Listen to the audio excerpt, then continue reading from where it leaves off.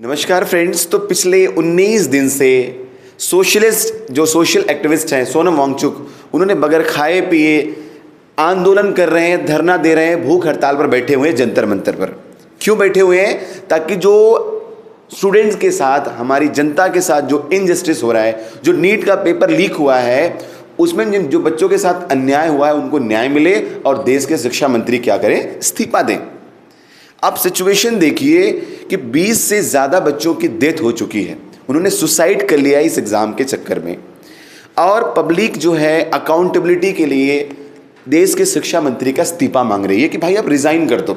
हम सरकार गिराने की बात नहीं कर रहे हैं, हम पाकिस्तान को सपोर्ट करने की बात नहीं कर रहे हैं, हम किसी जाति धर्म की बात नहीं कर रहे हैं, हम बस बेसिक सी बात कर रहे हैं कि मंत्री जी आपके डिपार्टमेंट से गलती हुई है, आप रिज़ाइन कर दो। और ऐसा पिछले आप देखोगे इतिहास में बहुत बार ऐसा हुआ है कि मिनिस्टर्स ने अपनी रिस्पॉन्सिबिलिटी को लिया है और रिज़ाइन किया है। अगर एक अच्छे एग्जाम्पल की बात करूं तो लाल बहादुर शास्त्री जी रेल मंत्री थे और एक रेल एक्सीडेंट हुआ, उसके बाद उन्होंने मोरल रिस्पॉन्सिबिलिटी लिया कि भाई देखो, हालांकि अब रेलगाड़ी को शास्त्री जी नहीं चला रहे थे, लेकिन शास्त्री जी ने बोला कि भाई देखो मैं मंत्रालय का मंत्री हूं तो मैं मोरल रिस्पॉन्सिबिलिटी लेता हूं, रिजाइन कर दिया उन्होंने। दूसरा मंत्री बन जाएगा, सरकार यही नहीं रहेगी, कोई दिक्कत नहीं है। बट आप सरकार का जो ये रवैया है, एरोगेंस वाला रवैया है, जहां पे सरकार ये दिखाने की कोशिश कर रही है कि हमारी सरकार के अंदर इस्तीफे नहीं होते हैं, उस रवैये को लेकर हम बात करेंगे।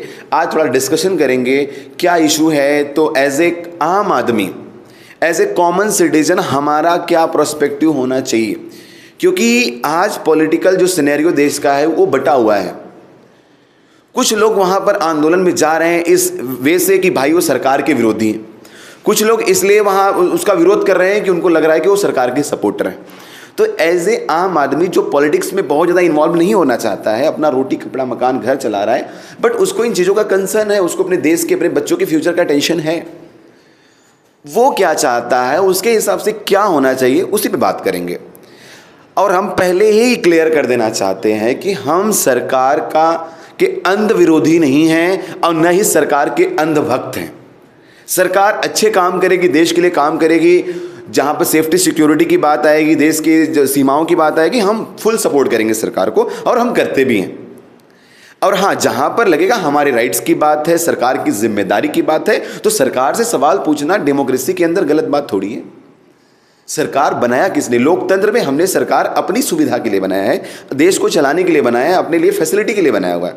तो अगर सरकार कुछ काम ऐसा कर रही है और गलती होता है, सरकार से भी गलती हुई होगी, उनको इस बात को एक्सेप्ट करना चाहिए। आप देखो जो वर्ल्ड में बहुत ही जो बहुत ही एडवांस डेमोक्रेसी हैं, आप नॉर्डिक कंट्री की बात करो, आप अमेरिका की बात करो, आप यूनाइटेड किंगडम की बात करो, गलतियां सबसे होती हैं, सब उसको एक्सेप्ट करते हैं। आप पब्लिक के सामने नतमस्तक हो जाओ कि भाई देखो हमसे गलती हुई है, हम इसको सुधारने की कोशिश करेंगे। ऐसा नहीं है कि पिछली सरकारों से गलतियां नहीं हुई हैं, गलतियां होती हैं, बट उस पर काम करने की ज़रूरत है। ज़माना बदल चुका है। सोशल मीडिया के ज़माने में आप ये नहीं बोल सकते हो कि मतलब कि चीज़ों को आप इधर उधर हेरा फेरी नहीं कर सकते हो। सबको पता है सच्चाई क्या है, चीज़ों को कंडक्ट करवाया जा सकता है, चीज़ों को मेंटेन किया जा सकता है। सरकार को थोड़ा सा दृढ़ संकल्प होना पड़ेगा, नहीं तो एट द एंड वो लोग जो न्यूट्रल है, जिनको सरकार का विरोध भी नहीं करना है, एट द एंड वो भी रोड पे उतरेंगे, सरकार का विरोध करेंगे। यही शुरुआत हुई थी 2012-13 के अंदर, जो कांग्रेस के साथ हुआ था। उन्होंने एरोगेंस दिखाया, आपको एरोगेंस नहीं दिखाना है। इसी मुद्दे पर बात करने के लिए मैंने जो है, हमारे साथ एक टीचर हैं जो पॉलिटिकल साइंस के काफ़ी एक्सपर्ट हैं, काफ़ी दिनों से पढ़ा रहे हैं, मुरारी सर आएंगे। हम दोनों मिलकर थोड़ा डिस्कशन करेंगे। ये एक बेसिक सा डिस्कशन है। हम जो है कोई यहाँ पर कोई राय देने नहीं आ रहे हैं, हम यहाँ पर कोई कंक्लूजन देने नहीं आ रहे हैं कि कौन गलत है कौन सही है, क्योंकि देश की जो महान जनता है वो तय करे कौन गलत है कौन सही है। अभी भी रीजनिंग हमारे अंदर बाकी है, अभी भी हमारे अंदर वो इंटेलेक्चुअल पावर है, हम सही गलत समझ सकते हैं। ज़रूरत है कि जो हमारे अंदर, जैसे हनुमान जी को अपनी पावर दिखानी पड़ रही थी ना, दिखाने के लिए याद दिलाना पड़ा, वैसे हमें अपनी जनता को याद दिलाना पड़ेगा कि हमारे पास कितनी पावर है। तो मैं मुरारी सर को बुलाना चाहता हूँ कि सर एक बार आप आइए और थोड़ा सा बात करते हैं, डिस्कस करते हैं कि क्या चल रहा है देश में और आपके हिसाब से क्या होना चाहिए सर। तो सर अभी जैसे कि आप देख रहे हो पीछे, अगर आप इमेज में देखोगे तो सोनम वांगचुक जी पिछले 19 दिन से कुछ खाए पिए नहीं हैं, मतलब कि जल के भरोसे चल रहे हैं। इनका लगभग 8 से 10 किलो वेट कम हो गया है। ये सीजेपी के बैनर के नीचे जो है, जो हमारी कॉकरोच जनता पार्टी है सर, उस बैनर के नीचे आके जो ये कोशिश कर रहे हैं कि जो बात को मनवाने की सरकार के सामने, सरकार को जिम्मेदार ठहराना चाहते हैं, सरकार को अकाउंटेबल करने की कोशिश कर रहे हैं। तो सर आप यहाँ पे आइए और आप सर बताइए एक बार कि मतलब आपके हिसाब से जो ये पूरा आंदोलन चल रहा है, तो क्या सरकार इस पे कोई कदम उठाने की आपको लग रहा है, उम्मीद है कि अगले 2-1 दिन में, जैसा कि संसद का जो है मॉनसून सत्र शुरू होने वाला है, हमारे रेनिंग सीजन का जो सत्र शुरू होने वाला है, तो सरकार आपको लगता है इन चीज़ों को लेकर कोई संज्ञान लेगी, या फिर सरकार इन चीज़ों से कोई फ़र्क नहीं पड़ता है, और नहीं पड़ता है तो इसका मतलब कि देश की जनता कैसे रिप्लाई करेगी, क्या होगा, आगे की राह क्या होगी, इसको लेके आप क्या कहना चाहते हैं सर? देखिए, सबसे पहले मैं एक बात कहना चाहता हूँ, सरकार तो बाद में करेगी, सरकार करती नहीं है, सरकार से हमें करवाना पड़ता है। अभी जब कॉकरोच जनता पार्टी कह रही है कि वो मार्च करेंगे इस मानसून सत्र के दौरान पे, तो एक कांग्रेस के बहुत बड़े लीडर है जिनका नाम है शशि थरूर, उन्होंने भी बोला कि जब फर्स्ट डे होगा सेशन का, उसमें हम क्या करेंगे, आपकी बात को उठाएंगे। एक्चुअली होता क्या है कि ओपोजिशन हो चाहे रूलिंग गवर्नमेंट के मेंबर हो, वो बात को उठाते हैं, उस पर बात होती भी है, बट उसका कुछ निष्कर्ष निकलता नहीं है। वो जस्ट एक डिबेट का मैटर रह के हो जाता है, हम उससे कुछ सीखते नहीं है। पीछे हमने कई बार देखा कि हर बार कुछ ना कुछ के ऊपर डिबेट हो रहा है, हंगामा हो रहा है संसद के अंदर, बट उसका अल्टीमेटम क्या निकलता है, रिजल्ट कुछ नहीं, नील है, नथिंग है। हमें समझना होगा कि हम एज ए ह्यूमन बीइंग, हम एज ए आम जनता, हम ऐसी क्या क्या चीज़ें करें जिससे हम अपने सरकार को मोर अकाउंटेबल बना सकें। जब मैं एज ए टीचर बच्चों को पढ़ाता हूँ अकाउंटेबिलिटी के बारे में, मैं इतना बड़ा लेक्चर देता हूँ, मेरा वो लेक्चर 2 से 3 दिन तक का होता है, अकाउंटेबिलिटी समझाने में चला जाता है। फिर जब वही बच्चे मेरे से अगले दिन पूछते हैं कि सर आपने तो बोला था कि सरकार, हम डेमोक्रेसी में अकाउंटेबल है, अकाउंटेबिलिटी एक बेसिक फीचर है डेमोक्रेसी का, तो सर यहाँ पे अकाउंटेबिलिटी कहाँ गई? तो मैं उनके सामने एक फेल इंसान की तरह खड़ा हो जाता हूँ। मेरे पास शब्द नहीं होते, जवाब नहीं होते कि मैं उनको बोल सकूँ। मुझे ऐसा लगता है कई बार मैं एक टीचर तो बना, बट एक फेल टीचर बन के रह गया। क्यों? क्योंकि जो मैं पढ़ा रहा हूँ उसका रियलिटी से कोई लेना देना नहीं है। बुक्स में संविधान के बारे में बताया जाता है, बुक्स में हमारे राइट्स के बारे में बताया जाता है, कॉन्स्टिट्यूशन में हमारी बहुत सारी चीज़ें, और हमें बोला जाता है कि आप यही चीज़ पढ़ाएंगे करिकुलम में, बट एक्चुअल में क्या जो पढ़ाया जा रहा है वो रियल लाइफ में इम्प्लीमेंट किया जा रहा है? नहीं किया जा रहा है। तो बच्चे जब ये क्वेश्चन पूछते हैं तो मुझे बहुत ही शर्मिंदगी महसूस होती है कि मैं बोलने के लिए तो बोल देता हूँ कि डेमोक्रेसी के अंदर बहुत अकाउंटेबिलिटी है, रिस्पॉन्सिव गवर्नमेंट है, रिस्पॉन्सिबल गवर्नमेंट है, बट एक्चुअली में मुझे वो कभी दिखता नहीं है। तो मैं अपने आप को बहुत ही बड़ा फेल टीचर समझता हूँ, और मुझे ऐसा लगता है कि जब मैं अपने बच्चों को जो पढ़ा रहा हूँ वो रियल लाइफ में नहीं दिखा पा रहा, तो उसका कोई भी अस्तित्व मेरे पढ़ाने का तो नहीं है। बट सिस्टम ही यही है, करिकुलम ही यही है, हमें तो पढ़ाना ही पड़ेगा। हमें समझना पड़ेगा कि आम जनता को क्या समझाना है, और हम जब आम जनता की तरह बिहेव करेंगे तो हमें किस तरीके से डिसीजन लेना है।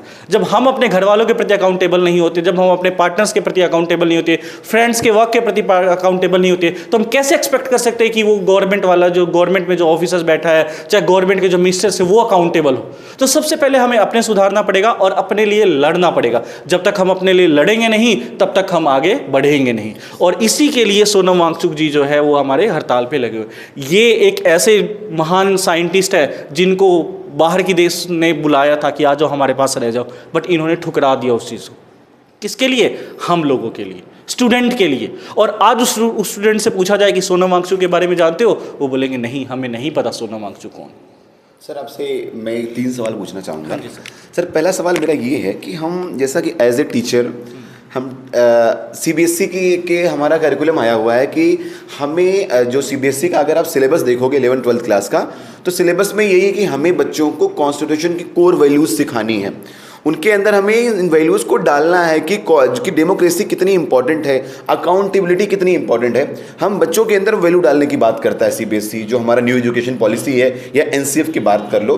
तो कोर वैल्यू को बस थियोरेटिकली डालने का कोई मतलब तो है नहीं, अगर प्रैक्टिकली बच्चे न्यूज़ में देख रहे हैं कि उन चीज़ों का कोई जो है इस्तेमाल, मतलब कि उन चीज़ों को यूज़ नहीं किया जा रहा है, उन चीज़ों को प्रैक्टिकली कुछ लाइफ में नहीं है।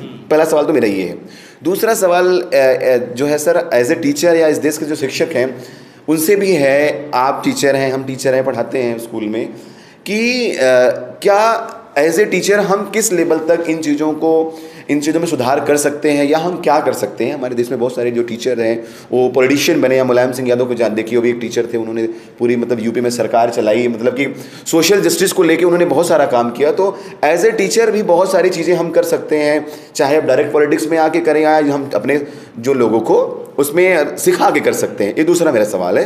तीसरा सवाल मेरा ये है सर कि जो अभी ये पूरा आंदोलन चल रहा है, इसमें आप देखोगे कि हालांकि धीरे धीरे करके मीडिया उसमें इन्वॉल्व होने की कोशिश कर रही है, धीरे धीरे करके मेन स्ट्रीम मीडिया आ रही है, बट क्या रीज़न है कि जो बड़े पॉलिटिकल लीडर्स हैं, चाहे राहुल गांधी जी हों, चाहे अखिलेश यादव हों, वो इस आंदोलन में डायरेक्टली आने से कतरा रहे हैं? वो डायरेक्टली इसमें इन्वॉल्व क्यों नहीं होना चाहते? क्या उनकी कोई पॉलिटिकल जो साख है उसको कोई खतरा है, या वो और इंतज़ार कर रहे हैं कि और थोड़ा सा कुछ अच्छा माहौल बन जाए फिर उसमें जाए? तो सर ये तीनों का एक बार आप जवाब दीजिएगा। बिल्कुल। सबसे पहला चीज़ है अकाउंटेबिलिटी। अकाउंटेबिलिटी हम थियोरेटिकली बहुत पढ़ाते हैं, बहुत करते हैं, बट एक्चुअली में प्रैक्टिकल इंप्लीमेंटेशन उस चीज़ का नहीं हो पाता। हम लोग बस उस सिलेबस को थोप रहे हैं कि आपको ये पढ़ना है, पढ़ना है, पढ़ना है। बच्चा उससे सीख क्या रहा है, वो देख क्या रहा है, क्या वो देखने के बाद उसको अप्लाई कर पा रहा है या नहीं कर पा रहा है, ये भी बहुत बड़ा मुद्दा है। हम एज ए टीचर उनको पढ़ा देते हैं, हम एज ए टीचर उनको क्लास में तो एक्सरसाइज करवाते हैं, बट वही जब हम बोलते हैं कि ये, पर हाँ ऐसा नहीं है कि अकाउंटेबिलिटी जब हम पढ़ा रहे तो कंप्लीटली फेल है। आज के टाइम पे वो फेल हो सकती है, बट फ्यूचर हम अपने पास्ट को देखें, हमारे पास बहुत ऐसे लीडर्स रहे, हम उनका एग्जांपल दें। जब हम बच्चे हमसे क्वेश्चन करते हैं तो हम उन्हीं का एग्जांपल देते हैं कि नहीं देखो अकाउंटेबिलिटी आज भी है, बेशक आज के टाइम पे उतना अच्छे से इंप्लीमेंट नहीं हो पा रही है। तो करिकुलम में और प्रैक्टिकल इंप्लीमेंटेशन में फ़र्क तो है, ये हम सबको मानना ही पड़ेगा, और ये बच्चे भी समझते हैं और हमें भी समझते हैं, और प्रैक्टिकल माँ बाप भी इस बात को बहुत अच्छी तरह से एग्री करते हैं। जो पढ़ाया जा रहा है उसका इम्प्लीमेंटेशन से, उसका जो हम वास्तविकता में देख रहे हैं उससे कोई लेने देना नहीं लगता। पर इसका मतलब ये भी नहीं है कि हम उन कोर वैल्यूज़ को पढ़ाए नहीं। अकाउंटेबिलिटी सिर्फ पॉलिटिकल अकाउंटेबिलिटी नहीं होती है। अकाउंटेबिलिटी का मतलब भी यही होता है कि हम अपने घर में अकाउंटेबल है कि नहीं है। माना एक एंगल में, पॉलिटिकल एंगल में हम फेल हो सकते हैं, बट क्या हम उनको अकाउंटेबल बनाना घर में नहीं सिखा सकते? जब घर से अकाउंटेबल बनना स्टार्ट होगा तभी तो वो जाके फ्यूचर में अकाउंटेबल लीडर बन सकता है। आपका दूसरा क्वेश्चन था कि क्यों ये बड़े बड़े जो लीडर्स हैं वो बड़े बड़े लीडर्स पार्टिसिपेट नहीं कर रहे हैं।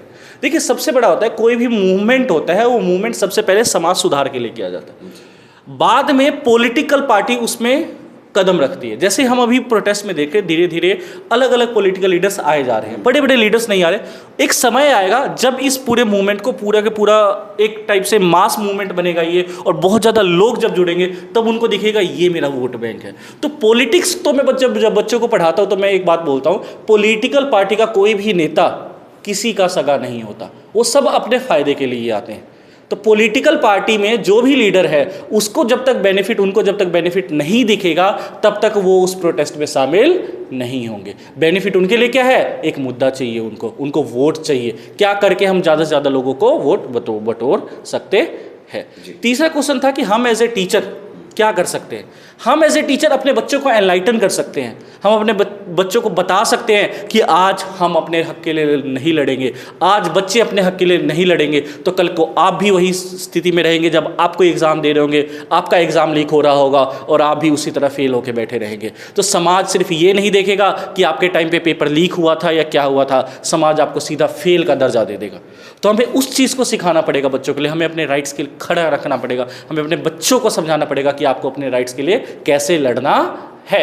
और यही सोनम वांगचुक एक बहुत बड़े प्रेरणादायक हमें बनते हैं कि जिनको ट्रेटर कह के जेल में डाल दिया गया, जिनको देशद्रोही करके, आज वही बच्चे के लिए लड़ रहे हैं, आज वही उसी देश के भविष्य के लिए अपनी जान को हथेली पर रखे अनशन पे बैठे हुए हैं। जी सर, एक सवाल और है कि अभी सर इन जल क्या होता है ना कि हमारी देश की जनता चाहती है, बहुत सारे ऐसे लोग हैं, एजुकेटेड लोग हैं, वो जो अपने पॉइंट ऑफ व्यू को रखना चाहते हैं, चाहे सोशल मीडिया के थ्रू रखना चाहें या अपनी बात बोलना चाहते हैं। बट अभी हमारे यहाँ ट्रेंड क्या है ना कि अगर आप कुछ बोलने से पहले लोग सोचते हैं कि आपको किस कैटेगरी में डाल दिया जाएगा।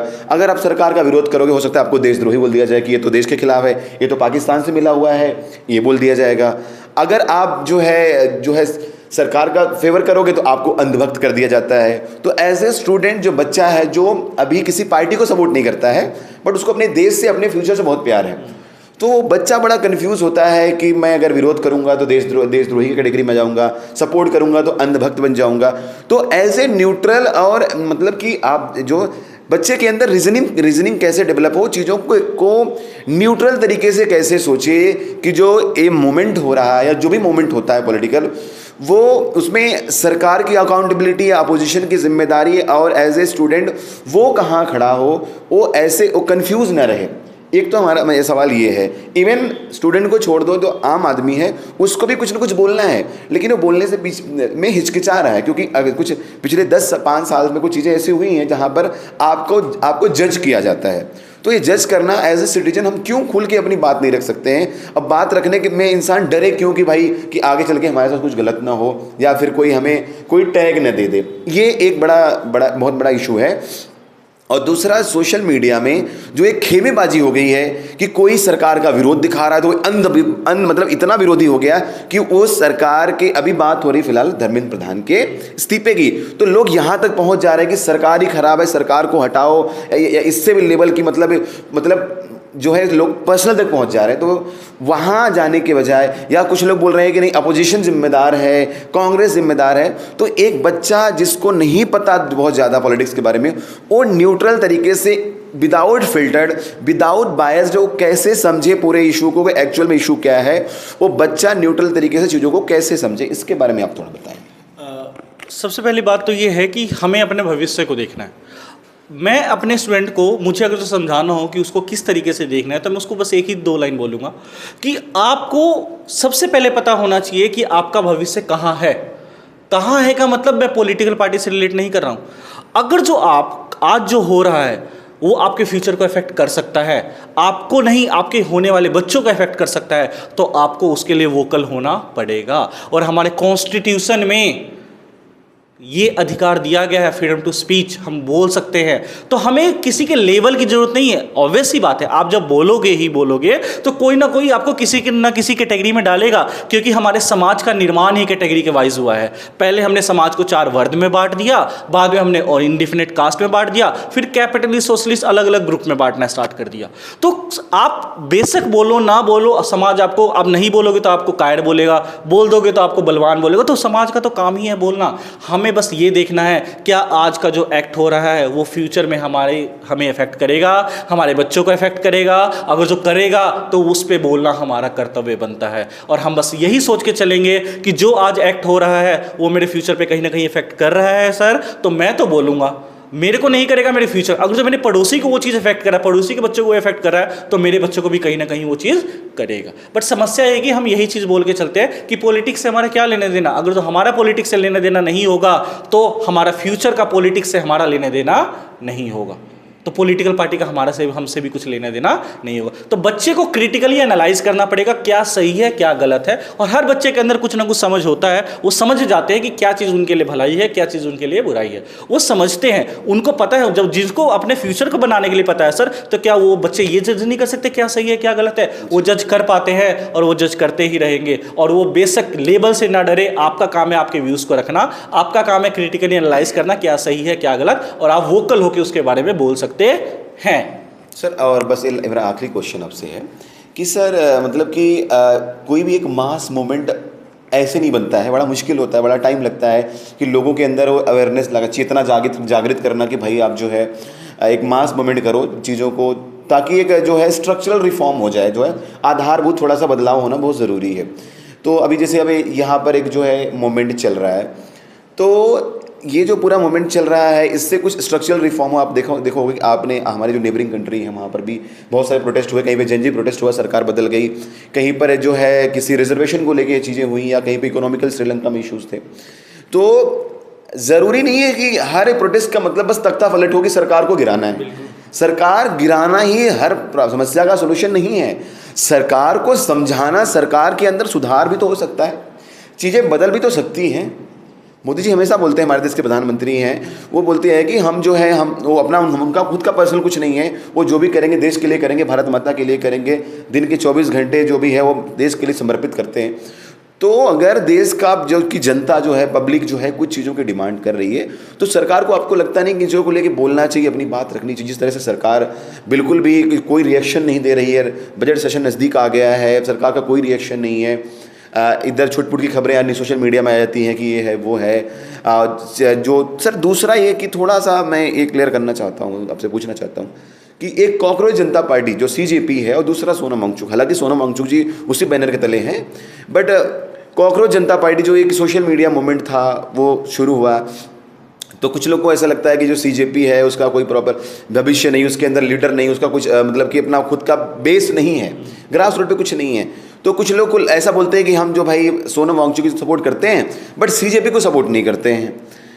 तो जो ये कन्फ्यूज़न यहाँ पे ये है कि पब्लिक अगर ठहराव कहाँ पे करे, वो CJP की बात सुने, सोनम वांगचुक की बात सुने, अपने राइट्स की बात करे या सरकार से कुछ उम्मीद रखे। तो ये पूरा जो कन्फ्यूज़न का माहौल बना हुआ है, इसको कैसे जो है सुधारा जाए या कैसे क्लियर किया जाए। और लास्ट बात, मानसून सेशन की शुरुआत होने वाली है, अपोजिशन बिल्कुल सरकार को घेरेगी, बट एट द एंड होता क्या है, मानसून सेशन में हो हल्ला होके वहाँ भी हो हल्ला के चक्कर में बहुत सारे जो इंपॉर्टेंट काम होते हैं वो भी रुक जाते हैं। तो एट द एंड जो ये पूरा जो भेड़ चाल होगा या जो पूरा शोर शराबा होगा, कहीं इसके चक्कर में जो कुछ बहुत सारे इंपॉर्टेंट मुद्दे कहीं दब न जाए कि ब्लेम गेम के चक्कर में, हो हल्ले के चक्कर में इस चीज़ें दब न जाएं। हर किसी के साथ न्याय हो, सरकार भी अपना काम अच्छे से करे, पब्लिक भी अपने अच्छे से काम करे, जहां गलती हुई इसको सुधार ले। इसको लेके आप क्या कहना चाहेंगे, कैसी चीज़ें होंगी? बिल्कुल, सबसे पहले तो ये Sonam Wangchuk versus CJP, actually ऐसा कुछ है नहीं।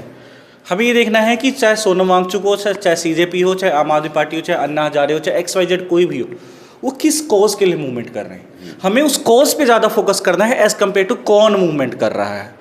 जब तक हम कॉज को नहीं समझेंगे तब तक हम उस मूवमेंट को नहीं समझ सकते हैं।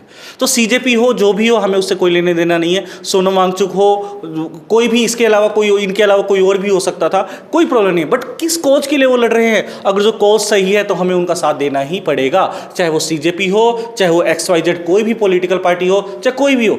और मूवमेंट का लीडर होना बहुत ज़रूरी होता है, बट कई बार कई ऐसे मूवमेंट होते हैं जो बिना लीडर के भी होते हैं और सक्सेसफुल भी होते हैं। ये हमने पास से, हमने हिस्ट्री से सीखा है। तो ऐसी कोई बात नहीं है, CJP हो, चाहे सोनम वांगचुक हो, चाहे XYZ BJP हो, कोई भी हो, हमें अगर जो कॉज सही लग रहा है सर, तो हमें मूवमेंट का सपोर्ट करना चाहिए। नहीं लग रहा तो हमें उसको सपोर्ट नहीं करना चाहिए। दूसरा, मानसून सेशन आ रहा है तो हो हल्ला होगा ही, ऑब्वियस सी बात है। कई बार इस शोर शराबे के कारण जो इंपॉर्टेंट बिल आना होता है वो नहीं आता, एग्री। बट क्या हम इस शोर शराबे से डर के, हम डेमोक्रेसी की तो यही तो खूबसूरती है कि हम चीज़ों के बारे में डिबेट करेंगे, बात करेंगे। वो पार्लियामेंट में नहीं बोलेंगे तो कहाँ बोलेंगे? पार्लियामेंट ही तो एक ऐसी जगह है जो अकाउंटेबल करता है मिनिस्टर को जवाब देने के ऊपर, कि उनको जवाब फाइल करना ही पड़ेगा जो क्वेश्चन पूछा जाए। तो पार्लियामेंट के अंदर हु हल्ला होना एक तरीके से होना जायज़ है। हाँ, इतना एक्सट्रीम नहीं होना चाहिए कि जो इंपॉर्टेंट काम हो वो भी ना, पर हाँ, इतना भी उनको नहीं दबाना चाहिए कि जो वो क्वेश्चन पूछ रहे हैं उनको बिल्कुल ही निरस्त कर दिया जाए कि ऐसा कोई क्वेश्चन एग्जिस्ट ही नहीं करता। सरकार को बैलेंस बना के चलना है, सरकार को सबको देखना है, अपोजिशन को भी देखना है, गरीबों को भी देखना है, जो प्रोटेस्टर है उनको भी देखना है, जो आम जनता है उनको भी देखना है। तो सबको नीड्स को कैटर करते हुए चलना है, और इसीलिए डेमोक्रेसी जो है बनाई गई है, ताकि हम हर जगह तो नहीं हो सकते बट पार्लियामेंट में तो इकट्ठे हो सकते हैं सर, और वहीं पे ये चीज़ों को, मुद्दों को डिस्कस किया जाए। जी, तो ये था हमारा जो पूरा जो CJP का प्रोटेस्ट चल रहा है, या फिर जो सोनम वांगचुक जी का प्रोटेस्ट चल रहा है, उसको लेके हमारा एक पूरा डिस्कशन था। इसका एक पार्ट और आएगा। हम आपसे रिक्वेस्ट करते हैं कि आप ज़्यादा से ज़्यादा कमेंट करिए, जो है आप अपने क्वेश्चंस पूछिए, आपके क्वेश्चन पे ही हमने ये वीडियो बनाया है, और आगे भी वीडियो इसके ऊपर बनाएंगे। इसके अलावा एक वीडियो हम बनाएंगे जो एथेनॉल को लेकर, जो हमारी ट्रांसपोर्ट मिनिस्ट्री है, नितिन गडकरी जी के बहुत सारे कंट्रोवर्सीज हैं, या फिर मतलब कि उससे पब्लिक पे क्या इम्पैक्ट पड़ रहा है इथेनॉल के चक्कर में, या फिर जो सरकार की बहुत सारी ऐसी जो योजनाएं हैं उसको लेके बात करेंगे। न्यूट्रल तरीके से बिल्कुल बात करेंगे कि मतलब एज ए आम आदमी, जो हर कोई पेट्रोल यूज़ कर रहा है, बाइक है सबके पास, तो हर किसी के ऊपर इसका इम्पैक्ट पड़ रहा है। तो इस पर भी बात करेंगे अगले वीडियो में। और जो हमारा प्रोटेस्ट वाला वीडियो, इसका एक पार्ट और आएगा, हम आपको अपडेट करते रहेंगे टाइम टू टाइम। आप प्लीज़, आप जो जितना हो सके आप कमेंट करिए, अपने बहुत सारे सवाल पूछिए, आपके सवालों का हम बहुत स्वागत करते हैं। और फिर से हम बहुत सारी नई इन्फॉर्मेशन के साथ फिर हाजिर होंगे। और हमने कोशिश किया है कि जो हमारे बच्चों के कुछ क्वेश्चंस डाउट रहे होंगे वो ज़्यादातर क्लियर हो जाएंगे, बट फिर भी आपके कोई डाउट रहे, बिल्कुल हमारा काम है कि आपको हम अपडेट करते रहें, आपको बताते रहें। और बताते वक्त हमें इस बात का हमेशा ध्यान रखते हैं कि हम किसी एक पार्टी को सपोर्ट करें, किसी को विरोध करने के बजाय न्यूट्रल तरीके से एक आम आदमी की तरह से चीज़ों को समझें। फिर एक नई वीडियो के साथ फिर हाजिर होंगे, तब तक के लिए नमस्कार। आप लोग जो है ऐसे चैनल को सब्सक्राइब करते रहिए, फॉलो करते रहिए। फिर मिलते हैं एक न्यू वीडियो के साथ। Thank you so much.